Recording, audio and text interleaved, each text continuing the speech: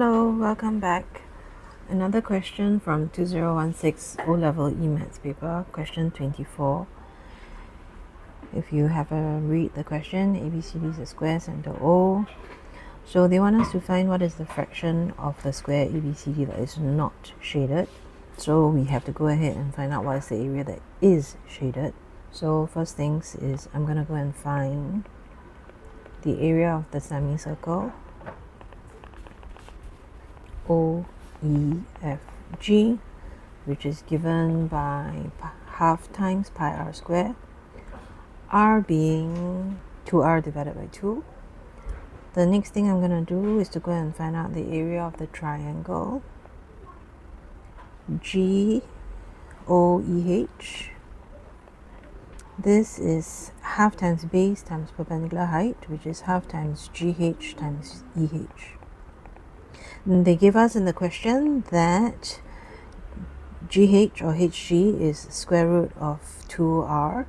So therefore the area of this triangle is base times height, and that gives us r squared.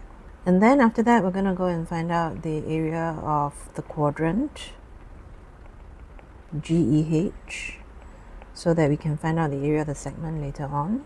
So area of quadrant GEH is 1/4 times pi r squared, r being the square root of 2r.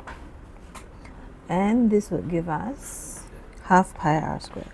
And then, so in order to find the area of the shaded segment, we are going to take the area of the semicircle, OEFG, minus away the area of the segment. So half pi r squared minus away the segment, which means we're going to take the area of the quadrant minus away the area of the triangle, and therefore the area of the shaded segment would just be equals to r squared. So hence, in order to find the area of the square that's not shaded, maybe you want to find out what is the area of the square.